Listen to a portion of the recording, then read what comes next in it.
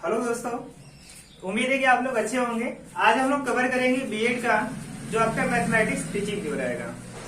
तो आपका रोज आपका वीडियो अपलोड होता रहेगा इस पे। तो ये मैथमेटिक्स जो टीचिंग है ओनली क्या है, मैथ के लिए ही नहीं है। आप साइंस में रहेंगे तो उसमें भी आपका काम हो जाएगा।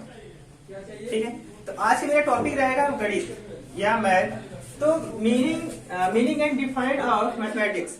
तो गणित की क्या है, परिभाषा क्या है और इसका अर्थ क्या है, आज आपको मैं उसको डिफाइन करूंगा।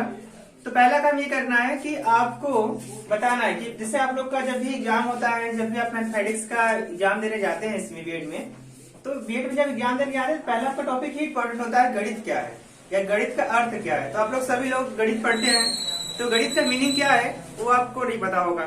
तो सिंपल सा लॉजिक होता है, गणित क्या होती है ना, एक विषय होता है जो गणना के लिए काम आता है। गणित क्या होता है, गणित एक विषय है जो किसी वस्तु गणना के लिए क्या होता है, काम आता है। जैसे एग्जाम्पल हो गया, तो गणित का अर्थ हम ऐसे लिख सकते हैं, वह शाखा जिसमें गणना की प्रधानता हो। गणित क्या कहलाएगी, गणित का जो मीनिंग होगा वो क्या होगा, वह शाखा जिसमें क्या हो, गणना की प्रधानता हो। तो ऐसा विषय या ऐसा सब्जेक्ट हो जिसमें गणना हम कर सके। जैसे गिनती होती है 1 2 3 4 5, ये सब क्या है, गणना हो गया। हमारे घर कितने रूम है, 1 2 3 4 5 रूम है, ये सब क्या गणना हो गया। हमारे पास कितने कलम है, तो गणना करके लोग बताते हैं। तो गणना क्या है, वह शाखा जिसमें गणना की प्रधानता हो। मतलब मैथ जो होता है, मैथमेटिक्स जो होता है उसमें क्या होता है, गणना की प्रधानता होता है। तो ये इसका अर्थ है। अर्थ इसका क्या हो जाएगा, वह शाखा जिसमें गणना की प्रधानता हो। ये इसका मीनिंग है गणित का, मैथमेटिक्स का ये मीनिंग होगा कि वह शाखा जिसमें गणना की प्रधानता हो।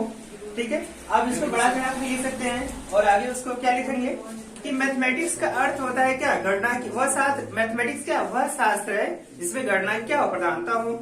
इसके अंदर आप लिख सकते हैं जैसे कोई भी नंबर होता है उसको हम काउंट करते हैं 1 2 3 4 5, तो इसमें क्या है, गणना करते हैं हम लोग हैं। तो ये हमारा क्या है, मैथमेटिक्स का मीनिंग हो जाएगा। इसके बाद हम लिखेंगे परिभाषा। तो परिभाषा लिखने से पहले हम देखते हैं कि किसी भी एग्जाम में जब हम जाते हैं टीचिंग या फिर जब भी बीएड का एग्जाम देते हैं, उसमें किसी भी टॉपिक से रिलेटेड हम लोग का मिनिमम 3 डिफिनेशन उसका या मैक्सिमम 5 हो, उससे अधिक नहीं होना चाहिए। मतलब लिख भी सकते हैं, तो मिनिमम कितनी होना चाहिए, 3 होना चाहिए और मैक्सिमम कितना होना चाहिए, 5। अगर शॉर्ट में आपका पूछा है तो 3 लिखिएगा, अगर लॉन्ग में आपसे पूछेगा तो कम से कम नहीं तो 5 लिखिएगा। तो पहला इसका डिफिनेशन है मैथ का, अकॉर्डिंग टू गॉस।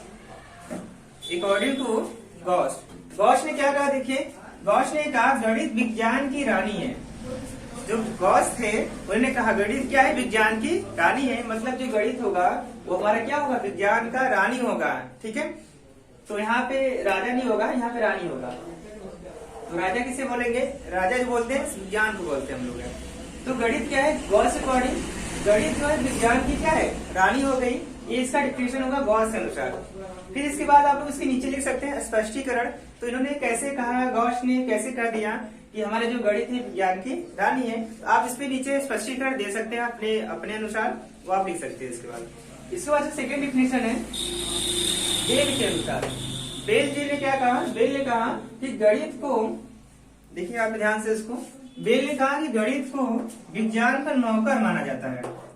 देखिए यहाँ पे बेल ने क्या कहा, बेल ने कहा कि गणित को क्या करते हैं, गणित को विज्ञान का नौकर माना जाता है। अर्थात करने मतलब है जो गणित है वो विज्ञान का क्या है, एक कॉपी है उसका, एक नकल है, यानी नौकर उसका है। तो गणित को क्या करते हैं, विज्ञान का नौकर माना जाता है। एक्चुअली देखिए गणित आया कहाँ से है, गणित जो आया है विज्ञान से ही गणित आया है। पहले हमारा विज्ञान था, उसी को जो न्यूमेरिकल पार्ट था उसको क्या कर दिया गया, गणित बना दिया गया। तो इसीलिए कहा गया था, इन्होंने बेल ने कहा कि गणित को विज्ञान का नौकर माना जाता है।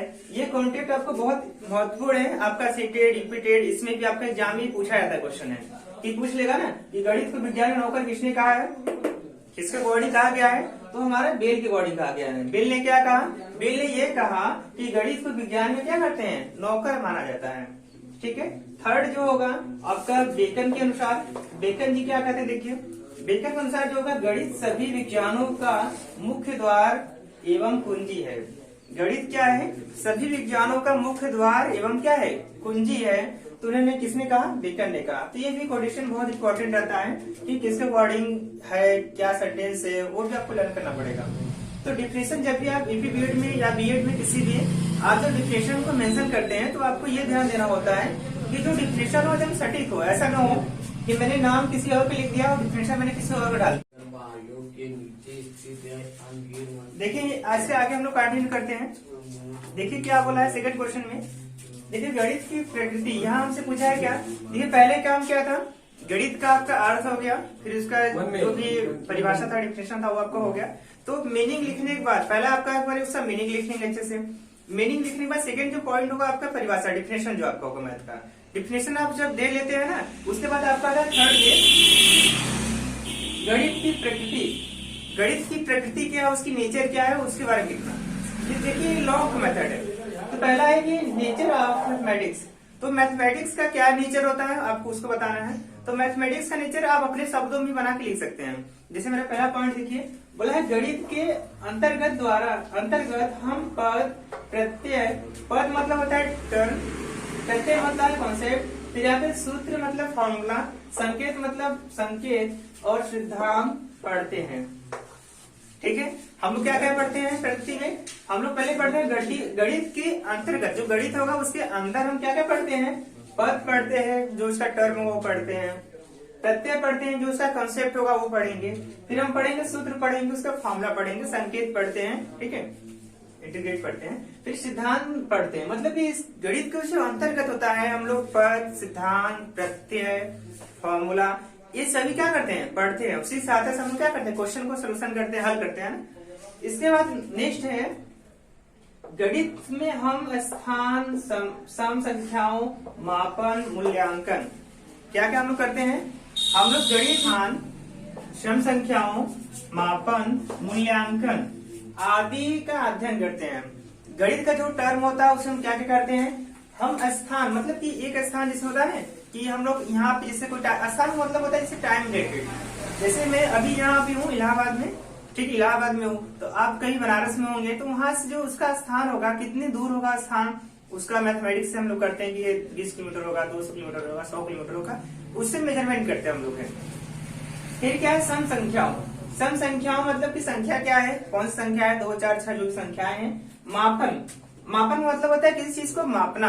जैसे हम मैथमेटिक्स पढ़ते हैं तो हम लोग क्या करते हैं, मापन करते हैं। मापन का मतलब होता है किसी एक वस्तु से किसी दूसरी वस्तु से क्या करना, कंपेयर करना, वो मापन कहलाएगा आपका, मेजरमेंट करना। ये होता है मूल्यांकन। मूल्यांकन का मतलब होता है फीडबैक लेना उसका। जिससे होता नहीं कि अगर हम कुछ पढ़ाएं आपको टॉपिक और आपका मूल्यांकन करें, तो उससे पता चलता है कि आप लोग कितना पढ़ चुके हैं या फिर आपको कितना लर्निंग हुई, लर्निंग कितना आपको अच्छा हुआ, तो हम लोग मूल्यांकन कर सकते हैं। जैसे अपन एग्जाम देते हैं ना, तो जब हम लोग पेपर देते हैं तो क्या होता है, सर 2 कोई नंबर 10 में से 5 नंबर पाता है, कोई 10 में से 9 नंबर पाता है, कोई 10 में से 10 नंबर पाता है, तो मूल्यांकन के अंतर्गत आ जाए। ठीक है, तो मूल्यांकन के दौरान हम कर सकते हैं कि कोई भी बच्चा जो होगा उसका कितना लर्निंग हुआ होगा। फिर है अच्छा आदि का अध्ययन करते हैं, तो हो गया।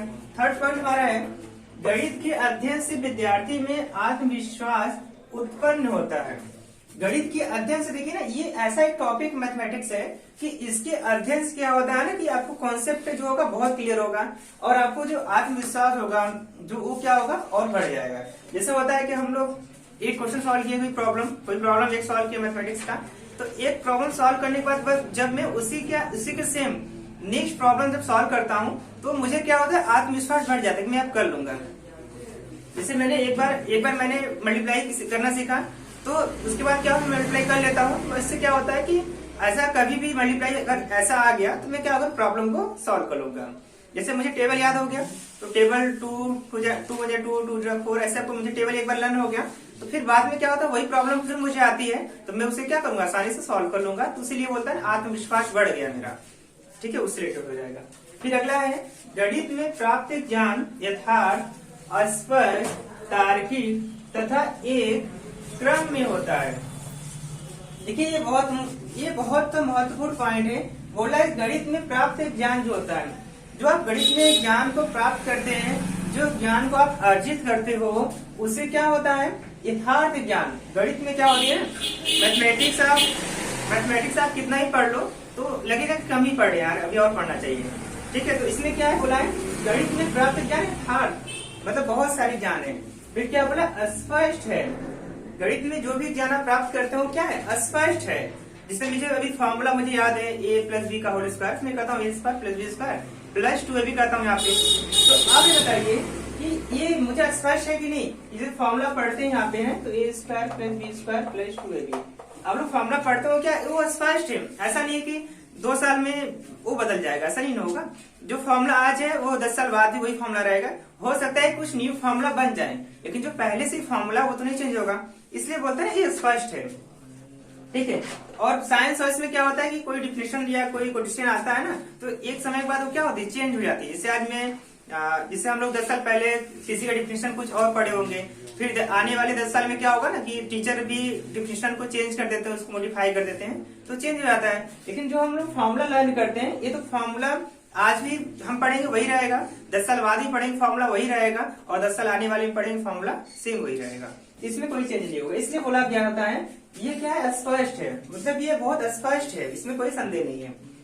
अगला है आपका तार्किक। तार्किक का मतलब होता है मैथमेटिक्स हमेशा तार्किक बेस ही होता है।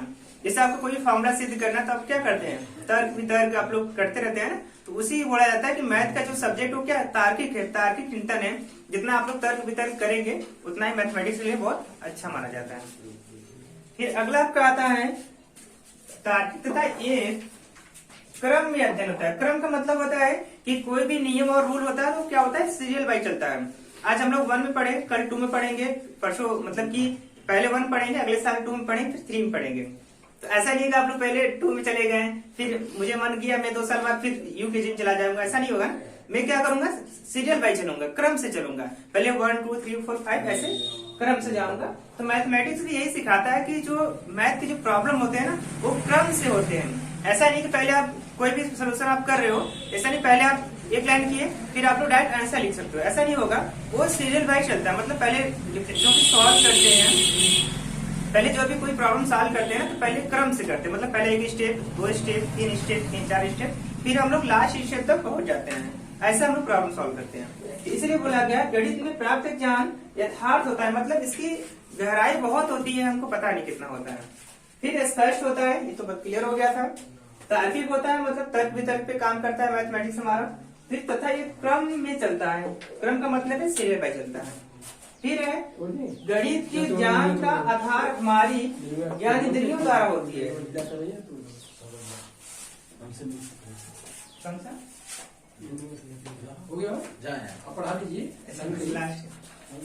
देखिए इसमें क्या बोला है, गणित के ज्ञान का आधार हमारी ज्ञान इंद्रियां होती है। देखिए ध्यान से समझिएगा, ये टॉपिक भी काफी इम्पोर्टेंट है। गणित का ज्ञान जो होता है उसका जो आधार होता है ना, हमारी ज्ञान इंद्रियां होती है। करीब मतलब जो हमारी ज्ञान इंद्रियां होती है, ठीक है, वो बहुत महत्वपूर्ण रखती है मैथमेटिक्स के लिए। हमारा दिमाग, जैसे हम लोग कोई भी प्रॉब्लम सॉल्व करते हैं, हमारा दिमाग यहाँ पे हो ही ना, और हम प्रॉब्लम सॉल्व करते रहे, तो ऐसा कभी नहीं होगा प्रॉब्लम सॉल्व हो सकता है। जब आप किसी प्रॉब्लम को सॉल्व करने के लिए अपनी पूरी ज्ञान इंद्रियां एक तरह लगाते हैं, एक ही कॉन्सेप्ट लगाते हैं, उसी पे दिमाग रहता है, तो आपका जो प्रॉब्लम होगा अच्छे से सॉल्व हो जाता है। लेकिन अगर मेरा मन न हो और मुझे कोई प्रॉब्लम दे दिया गया, तो मैं क्या करूंगा, प्रॉब्लम सॉल्व ही नहीं होगा। 10 दिन लग जाएगा, 20 दिन लग जाएगा, 30 दिन लग जाएगा, साल भर लग जाएगा, फिर भी जो रिजल्ट होगा उनको रिजल्ट नहीं मिलेगा। ठीक है, यही बोला गया है। गणित के ज्ञान का आधार क्या होती है, हमारी ज्ञान इंद्रियां होती है, हमारी जो ज्ञान इंद्रियां हैं वो पूरी होती हैं। फिर बोला है, ठीक है, आप इस तरह से आप लोग पहला ही ये गणित का जो प्रकृति है, नेचर ऑफ मैथमेटिक्स है, आप अपनी भाषा में इसको क्या कर सकते हैं, अच्छे से क्वेश्चन देकर आप लिख सकते हैं। पहला काम ये होगा, जब आप लोग टीचिंग या फिर जब आप लोग मैथमेटिक्स का पेपर देने जाते हैं, तो आप लोग पहला काम करिएगा कि हेडिंग में हेडिंग अच्छे से कवर करिएगा। फिर इसके बाद है हमारा अगला जो है गणित का वास्तविक जीवन में उपयोग। ये भी इम्पोर्टेंट चीज है। जो गणित है वो हमारे वास्तविक जीवन में कैसे उपयोगी है, हम लोग क्यों गणित पढ़ते हैं। ठीक है, ये जो होता है ना, कोई बच्चा कह देगा सर हम गणित क्यों पढ़े। कभी कभी ऐसा हो जाता है क्लास में कि बोल देते हैं लोग कि सर हम गणित क्यों पढ़े। तो गणित पढ़ने का क्या भूमिका होती है, क्यों गणित पढ़ा जाता है, हमारे जीवन में गणित का क्या उपयोग है, ये आप लोग आज जानिए हमारे साथ। देखिए पहला उपयोग क्या करता है, पहला उपयोग है समय बताना। देखिए अगर किसी भी व्यक्ति को गणित नहीं आता तो समय बताएगा, नहीं बता सकता। लेकिन कभी कभी ऐसा होता है कोई व्यक्ति नहीं पढ़ा रहता है लेकिन फिर भी समय बता देता सही सही। ऐसा इसलिए होता है कि वह मैथ को जानता है, सीखता है। ऐसा नहीं कि वो स्कूल नहीं गया तो मैथ को नहीं जानता है। जैसे हम लोग काउंट करते हैं ना, जैसे किसी के भी घर परिवार में कोई पढ़ा लिखा नहीं होता तो क्या करता है, फिर भी वो क्या करता है, अगर उसके पास कोई भी चीज वस्तु है, जैसे मान लीजिए उसका 10 गाय है, वो काउंट कर लेगा, भले कभी स्कूल न गया हो, कहेगा हमारे पास 10 गाय है, 20 गाय है, वो कल काउंट कर लेगा। इसका मतलब कि वो गणित जानता है। गणित के लिए जरूरी नहीं कि वह स्कूल पे ही जाए। गणित जो मैथमेटिक्स होता है सीखने का, देखिए आप लोग पढ़े भी होंगे डिफिनेशन में, गणित मतलब ये नहीं होता है कि हम स्कूल पे जाके ही सीखें। हम गणित को कहीं भी सीख सकते हैं, किसी भी समाज में सीख सकते हैं, किसी आस पड़ोस में सीख सकते हैं, मतलब किसी भी वातावरण में मैथ को सीख सकते हैं। तो पहला है समय बताओ ना, समय का मापन आप कैसे करते हैं? गणित के माध्यम से होता है। जैसे अभी हमारे यहाँ 9:30 बज रहा है, आपके यहाँ 10:30 बजेगा, तो अभी 11:30 बजेगा। मतलब मैथ में क्या होता है, मैथ से ही काउंट करते हैं उसको। 10:30 बज गया तो मैथ ही बताएं। अब आपके पास कितनी गाय है? 100 गाय है, मैथ से बता दिए। हमारे स्कूल में कितने बच्चे हैं, काउंट करके मैथ से बताएंगे, उसमें साइंस कोई नहीं लगाएगा। फिर है बागवानी। बागवानी का मतलब होता है कि जब आप लोग बागवानी लगाते हैं तो कहते हैं ना कि हमारे घर 20 स्क्वायर फीट हमारी जमीन है, उसमें हमको बागवानी लगानी है। तो आप लोग जब भी बागवानी लगाते हैं तो आप लोग क्यारी बनाते हैं। तो क्यारी मतलब होता है कि हमारा क्यारी कितना लंबा कितना चौड़ा होगा, आप लोग मैथमेटिक्स की सहायता से उसका मापन करते हैं। ठीक है। अगला है बैंकिंग। बैंकिंग मतलब है जितना भी बैंक का लेन देन होता है, हिसाब बाड़ी होता है, वो सब किसमें होता है? मैथमेटिक्स में होता है। कि मुझे कितने रुपए निकाला, मैं 2000 रुपए निकाला, मैंने 2000 रुपए जमा किया, ये सब किसमें आएगा? मैथमेटिक्स में आएगा। अगला आपका आता है बाजार। बाजार का मतलब ये होता है कि आप कभी भी मार्केट में निकलते हो तो मुझे 20 रुपए का आलू चाहिए, 20 रुपए का दाल चाहिए, या फिर ऐसे आप लोग सामान खरीदते हो ना, तो ये सब किसके द्वारा होता है? मैथमेटिक्स के द्वारा होता है। मुझे 1 किलो गेहूं चाहिए, मुझे 1 किलो आटा चाहिए, ये सब किसके माध्यम से होगा? ये सब गणित के माध्यम से होगा। तो बाजार में हो गया इन्वेस्ट। और भी आती है बाजार में, जैसे मुझे एक वस्तु मैंने खरीदा, मुझे उस पर 10% छूट मिल गया, तो आप मैथमेटिक्स लगा के क्या करते हो? प्रॉब्लम को सॉल्व करते हो और उसका क्या निकालते हो? रेट निकाल लेते हो। नेक्स्ट आपका आता है तकनीकी। तकनीकी का मतलब होता है कि जैसे तकनीकी क्षेत्र। तकनीकी क्षेत्र इसका मतलब होता है कि आप लोग जब तकनीकी यूज करते हैं तो ये भी किसके माध्यम से होता है? ये भी हमारा गणित के माध्यम से हम इसको सॉल्व करते हैं। इसी तरह हमारा कृषि भी क्षेत्र है। कृषि क्षेत्र भी इसी तरह लगाते हैं हम लोग हैं कि किस मौसम में कौन सा अनाज होगा, किस खेत में कितना अनाज बोया जाएगा, 1 बीघे में कितना अनाज डाला जाएगा, तो सब किसके माध्यम से होता है? ये सब मैथमेटिक्स के माध्यम से ही कवर किया जाता है। ठीक है क्लास, तो उम्मीद है कि आप लोग को समझ में आ गया होगा। नेक्स्ट क्लास में मिलते हैं नेक्स्ट वीडियो में। Thank you class.